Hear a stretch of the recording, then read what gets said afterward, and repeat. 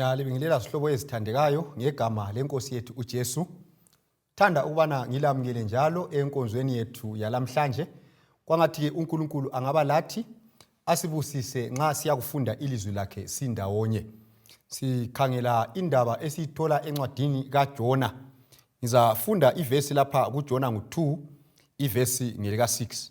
Jona 2 verse 6. Ithi yona iBhayibhili, ngahamba ezigodini zezintaba, umhlaba wangivalela iphakade lonke, kodwa wena uphakamise impilo yami wangikhipha emgodini, Nkosi Nkulunkulu wami.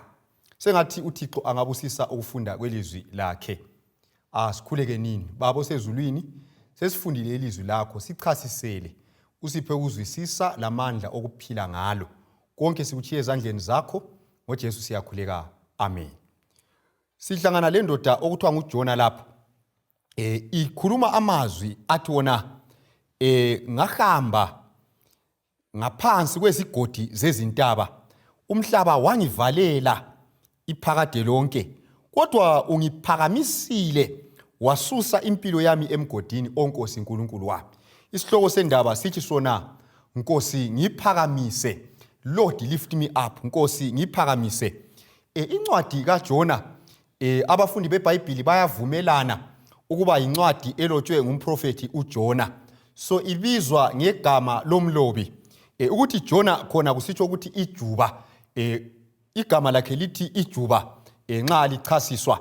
Lincwadi yabhalwa ngesikhathi esingaba 750 BC. Iminyaka engu750 uJesu engakabuyi, kumbe uJesu engakazalwa, engakabuyi okwakuqala. Incwadi kaJona incwadi eveza ukuthi uNkulunkulu ulesihawu esingalinganisekiyo ebantwini bonke. Ulesihawu esingalinganisekiyo ngitsho la kulabo ababalwa njengokuthi ngabezizweni.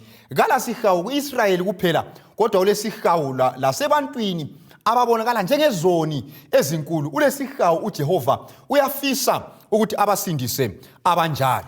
So incwadi kaJona incwadi yomprofeti obizwayo ukubana ayesakaza udaba lukaThixo eNiniva, lapho okwakuyidolobha elikhulu lombuso wase-Assyria, umbuso owayi-world power kumbe uyi-super power yomhlaba ngaleso sikhathi. Incwadi le iqalisa ngendlela ethathisayo kakhulu. Umlobi udlala ngamabala laphana okuthiwa yi-word play. Uthi yena nxa ufunda kuJona ngo1 verse ngo2, uthi yena sukuma uye eNiniva, idolobha elikhulu, uyekhala umelane lalo ngoba ububi sebuye phambi kwakhe. So uJehova ubiza uJona lapha. Jona, sukuma, arise and go to Nineveh and proclaim against it. Hamba uyekhala umelane lalelo dolobha. So uJona kulamagama amabili lapha, izenzo ezimbili okumele azenze. Kuthiwa sukuma okwakuqala, uJona kwakumele asukume, angasukuma kwakumele amemezele kumbe akhale emelane leNiniva. Kodwa ke ungafunda uvesi ngo3, uJona yena yebo wasukuma, kodwa wasukuma wabaleka. So uNkulunkulu wathi kuJona, Jona sukuma uyekhala eNiniva.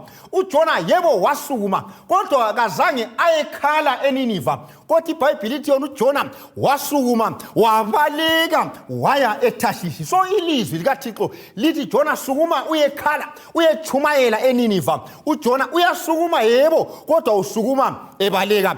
uJona nxa ebaleka, iBhayibhili lithi yona wehlela phansi waya eJopha. Esikhiwa ithi yona he went down to Jopha. Nxa wayehamba esehlela eJopha lapha wayebaleka ebalekela uJehova. So iBhayibhili lithi yona Jona sukuma uyechumayela. uJona uyasukuma abaleke ehlele phansi eJopha. Nxa wayeseseJopha njalo, iBhayibhili lithi yona wehlela ngaphansi komkhumbi lapho kwakufaka khona impahla, wayalala khona ngale. So ungananzelela igama leli elithi ukwehla, to go down, ligama elisebenza kakhulu encwadini kaJona, ligama elisebenza kakhulu livezane, indlela kaMlobi eyokuveza indlela uJona ayebalekela ngayo uNkulunkulu. Kuthiwa ebalekela ubukhona bukaThixo, ebalekela ubuso bukaThixo, kumbe ebaleka esuka phambi kukaThixo. uJona wayesehla esiye eJopha, esehla ebalekela uJehova. uJehova yena wayethe kasukume, uJona yena wabaleka esehlela phansi. So yezinye indlela iBhayibheli ithini?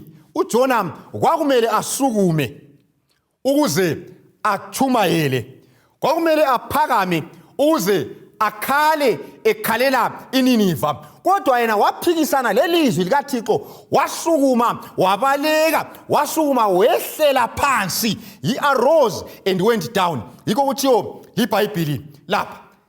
Ungabala futhi indaba ethathekisayo lapha encwadini kaJona.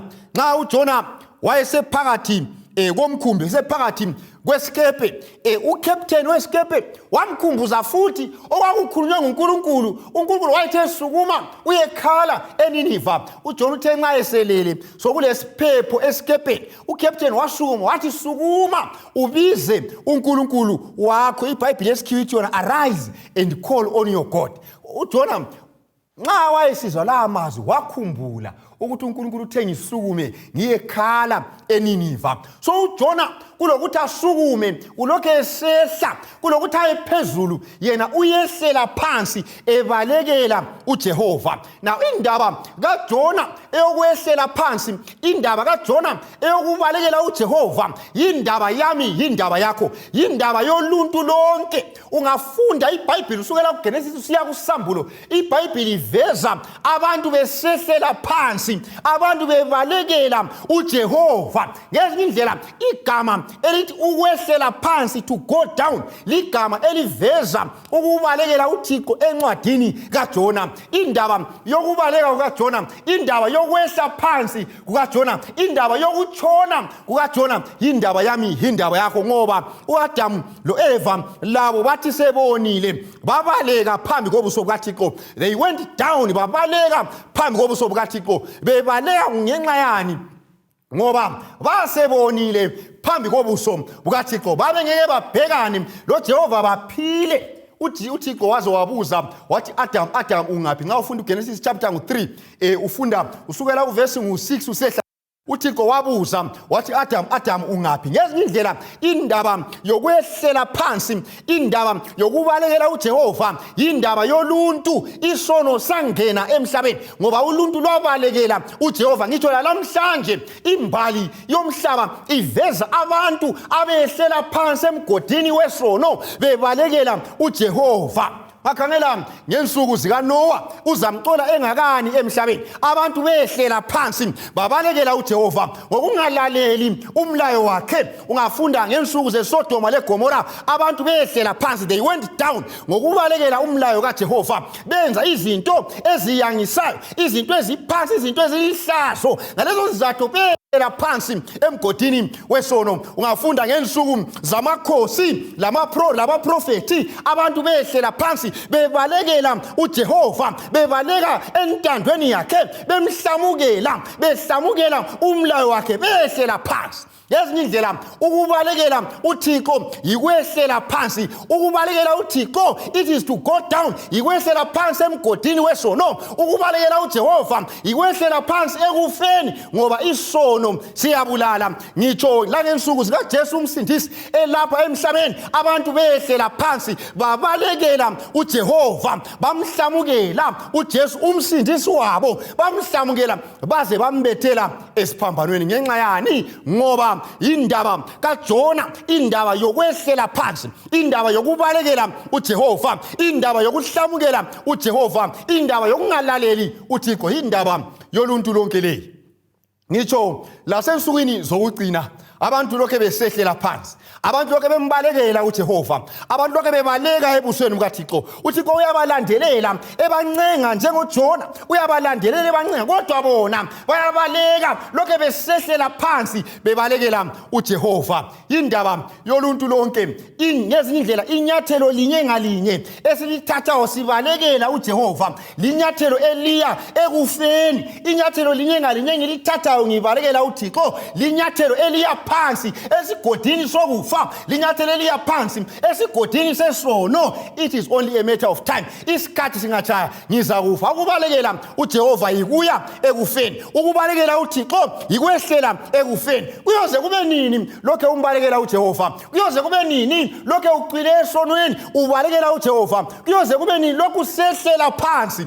Izihlobo ezithandekayo, iBhayibheli lithi yona abaseRoma 6 ivesi 23, ngoba inkokheli yokona iyikufa, kodwa isipho sikaNkulunkulu siyimpilo engapheliyo, impilo ephakade ngoKristu Jesu. Ngezinye indlela isono siyabhadala, isono sithembekile ngumkhathi othembekileyo, siyabhadala. Imbadalo yesono yikufa. Kwesinye isikhathi umuntu uyayenza isono angabanjwa, kwesinye isikhathi umuntu uyayenza isono anothe azuze imali aphumelele, abesebona ngathi isono simnandi, kodwa wothi ngutshele ukwenza isono yikwehlela phansi, ukwenza isono yikuhlamukela uJehova. Isono siyakubhadala ngesikhathi esifaneleyo, siyabhadala. iBhayibheli lithi yona imbadalo yesono yikufa, imbadalo yokubalekela uThixo yikufa, imbadalo yokusuka ebusweni bukaThixo yikufa.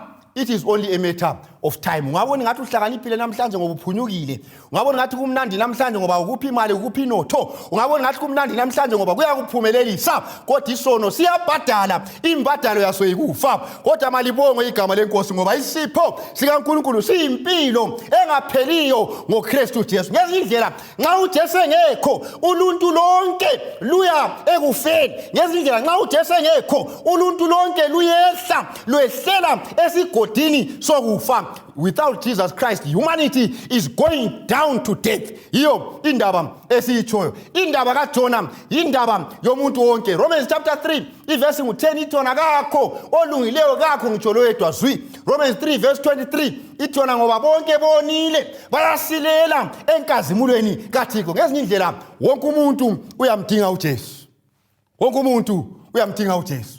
Abantu njengoJona kabahlalanga phansi, ilizwi lafika kuJona lathi sukuma uyeNiniva. uJona kahlalanga phansi wasukuma, kodwa kayanga lapha ethunywe khona. Lathi emhlabeni sinjalo, siyagijima, siyaphaphatheka, senza izinto, kodwa umbuzo okhona ukuthi senza lokhu uNkulunkulu akukhulumileyo yini? uJona wenza, wasukuma, kodwa wasukuma esukumela ukubaleka, wasukuma esumela ukwehlela phansi, wasukuma kulokuthi aye lapho uJehova ayemthume khona, yena wehlela phansi. Wena usukuma usenzani? Wena uphila njani? Uphila ngokwentando kaThixo yini? Abantu babhizi emhlabeni, babhizi abalali, babhizi bayagijima, bagcwele indawo yonke, babhizi. Umbuzo okhona yikuthi kambe ubhizi uphatheke kangaka wenza intando kaThixo yini? Kambe ubhizi wenza okwenzayo uxhumene loJesu yini? Ngoba uJesu engekho wonke umuntu osemhlabeni uya phansi, uya ekufeni. uJesu kuphela nguye ongakuhlenga kulokho kufa, ongakuhlenga kulokho kufa. Wakhangela encwadini kaJona, igama leli lokuthi ukwehlela phansi, to go down, lisetshenziswe ka4 ku chapter 1 la ku chapter 2, liyaphindwa phindwa ka4. Indaba yokwehla kukaJona iyaphindwa ka4. Ungafunda ku chapter 1 ivesi 3, ivesi 3 isigaba sakuqala. iBhayibheli yasitshela ukuthi uJona wehlela eJopha. He went down to Joppa. Itsho njalo iBhayibheli. Ungafunda njalo ku chapter 1 futhi ivesi 3 isigaba sesibili, kuthiwa uJona wangena, he went down into the ship, wangena ngaphansi kwesikepe. So wehlela eJopha, waphinda wehlela ngaphansi kwesikepe. Lokho esehla uJona wasuka eTashishi, wasuka kumele aye eNiniva, wasuka ngakibo, wehlela eTashishi. Esefikile esikepeni wehlela ngaphansi kwesikepe. uJona lokho esehla, uJona lokho esehla. Ungafunda ivesi 5 iyasitshela njalo iBhayibheli, kuthiwa uJona wayehambe ngaphansi kwesikepe lapho kuhlala khona impahla, wayalala Now, he had gone down into the lowest parts of the ship. Wayehambe ngaphansi utsho njalo uJona 1 verse 5. So indaba kaJona indaba yokwehla, indaba kaJona indaba yokubalekela uNkulunkulu, indaba kaJona indaba yokucatshela uThixo, indaba yokuhlamukela uJehova. So uJona wasuka eJerusalema wehlela eJopha. Esefikile esikepeni wehlela ngaphansi kwesikepe lapho kwakuhlala khona impahla. Yikho lapho afika ahlala khona. Xa ufunda uJona 1 verse 3 lo 5. Esefikile ekazange aphelele khonapho, esesesikepeni wehlela ngaphansi kolwandle, wehlela ngaphansi kwamanzi, wehlela phakathi kwesisu senhlanzi. So uJona waqalisa esehla esuka eJerusalema waya eJopha, esuka eJopha waya ngaphansi kwesikepe, esuka ngaphansi kwesikepe waqina esengaphansi kwamanzi. Ngayikhona ngaphansi kwamanzi kuphela, kodwa waqina esephakathi kwesisu senhlanzi. Indaba yokwehla kukaJona yaqala indaba encane kodwa yamchiya esengaphansi kolwandle. Indaba yaqala incane kodwa yamchiya esesejuleni kolwandle, yamchiya esephakathi kwesisu senhlanzi. Angikholwa ukuthi uJona wayeke wacabanga ukuthi kwehla kwakhe ebalekela uJehova uzathola esesisini senhlanzi, uzazithola esengaphansi kolwandle. Angikholwa ukuthi uJona wayinakana leyo ndaba, kodwa yikho lapho azithola khona.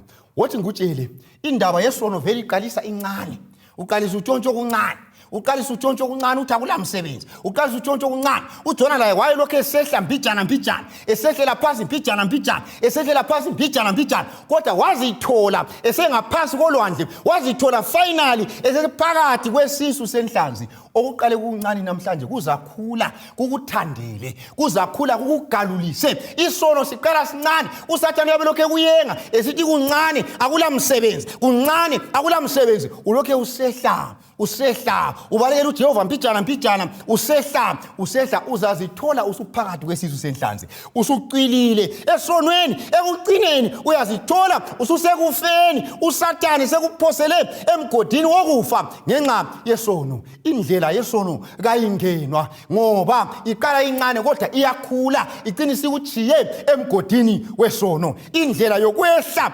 usenza isono, indlela yokwehla ubalekela uJehova ayingeke yaphela uThixo engangenelanga. Indaba ethathekisayo ukuthi uJona esesisini senhlanzi, uJona esengaphansi kolwandle, esegalula phakathi kolwandle, esegalula phakathi kwesisu senhlanzi. Wayengeke wazimlela, wayengeke wazisiza, kwadinga ukungenela kukaThixo. Ngithanda isihlobo esithandekayo ubana ngimemezele ubana kakho umuntu ongaziphakamisa, kakho umuntu ongazikhipha emgodini wesono, kakho umuntu ongazisusa esonweni ngaphandle ngokubana uThixo angenele. Umuntu uyehla ngaphandle ukubana uThixo angenele. Humanity goes down and down ngaphandle ngokuthi uThixo alamule. Umuntu uyakwehla aze aye ekufeni. Yikho ke uJona chapter 2 verse 6 uJona uyakhuluma, unika itestimony yakhe. Uthi yena ngahamba ekujuleni ngaphansi kokujula kwesigodi zolwandle, umhlaba wangiginya wangivalela iphakade lonke, kodwa wena ungiphakamisile, waphakamisa impilo yami wayikhipha emgodini. Ususe impilo yami emgodini, ungisuse ngaphansi kolwandle, ungisuse phakathi kwesisu senhlanzi. uJona phela wayezingenile phansi, nguye owayezehlele yedwa uJona lo, kodwa uJehova iBhayibheli lithi wamphakamisa uJona. Uyibambe kuhle indaba. uJona kathi yena ngazikhupha ngaphansi kolwandle, ngathi yena ngazikhupha esisini senhlanzi. Ngoba sihlobo esithandekayo, umuntu oyisoni uyagalula, umuntu oyisoni uqilile, udinga olamandla phezu kwakhe, udinga umsindisi ubana mkhuphe emgodini wesono.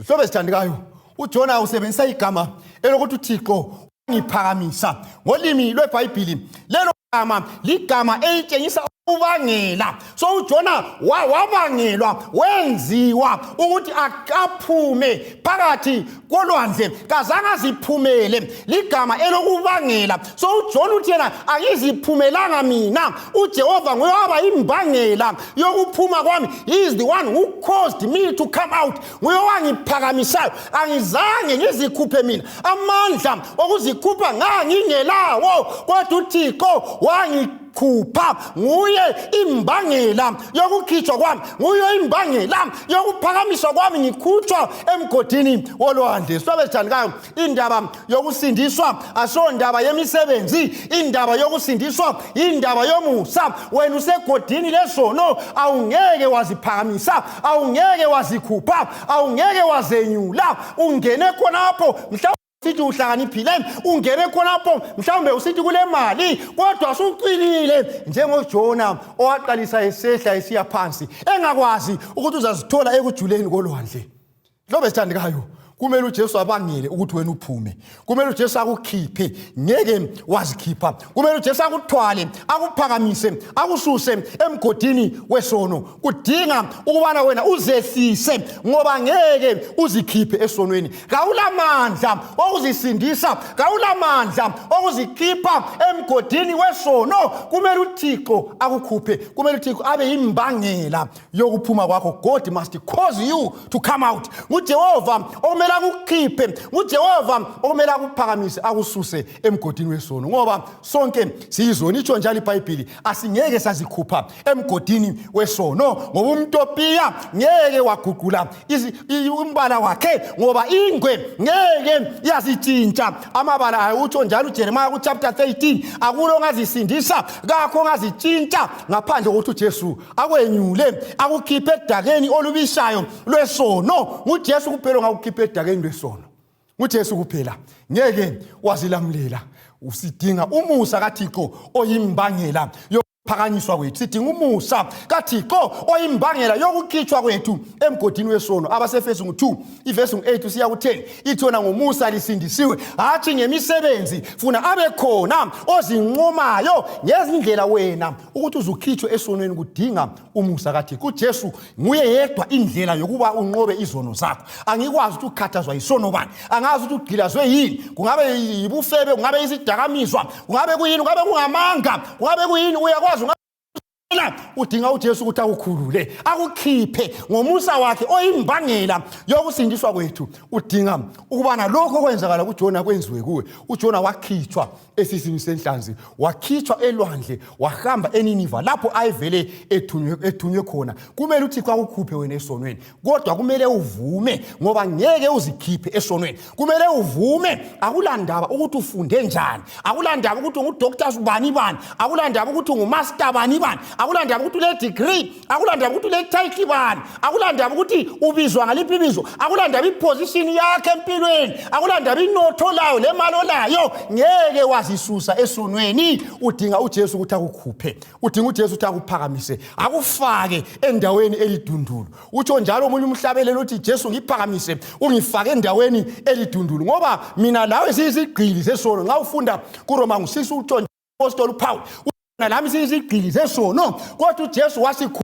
Ungafunda ngo3 4 siya ku26 ithi yona ngomusa sisindisiwe ngokuhlengwa okuKristu Jesu onguye waba inhlawulo yezono zethu. uJesu wasithola sigqilazwe isono. Ungafunda uRomans 3 verse 24 siya ku26 umpostoli uPaul wayelempikitsha izigqili ezingeke zazisindisa izigqili ezazithengiswa zingelamandla thina sibonakala njengezigqili zesono. uJesu weza emhlabeni kungelo kuhle esikwenzileyo wasithenga ngegazi lakhe. Nguye owahlawula intengo yokusindiswa kwethu. Nguye ongakukhulula esonweni nguye ongakulamulela esonweni. uJesu ongakulamulela esonweni. Uyafisa yini ukuthi uJesu akukhulule esonweni? Uyafisa yini ukuthi uJesu akuphakamise? Indaba yanamhlanje ithi Lord lift me up. Jesu ngiphakamise, Jesu ngikhiphe esonweni. Isifiso sakho yini ukuthi uJesu akukhiphe esonweni? Akudingi ukuthi uphike uthi kawonanga, akudingi ukuthi uziphakamise, akudingi ukuthi uzenze nofundileyo uzenze nonothi hayi kumele ubuye uguqe phansi uthi mbongo ngoba usophansi uvume ukuthi uJesu akukhulule. Isifiso sakho yini? Nxa kuyisifiso sakho ukuthi uJesu akuphakamise, akukhuphe emgodini wesono, khuleka lami ngalesi sikhathi. Sikhothamisa amakhanda. Baba osezulwini, sizinikela ezandleni zakho. Indaba kaJona indaba yethu. Indaba yokubaleka kukaJona esehlela phansi indaba yoluntu lonke. Siyakubalekela sehlele phansi ngokwenza into eziyihlazo eziyangisayo. Siyacela baba ukuthi usixolele. Asingeke sazikhulula. Kwesinye isikhathi siyaziphakamisa ngenxa ukubana sile experience ezithile, ngenxa ukubana sifundile, ngenxa ukubana sile izikhundla eziphakemeyo ku society, kodwa sicela konke sikususe. Siwe sithi mbongo obuso phansi. Siyavuma ukuthi siyizoni. Akusiphakamise, usikhiphe emgodini wesono, usikhiphe emgodini wokufa, usamkelise impilo engapheliyo. Konke sikuchiya ezandleni zakho, ngoJesu siyakhuleka. Amen.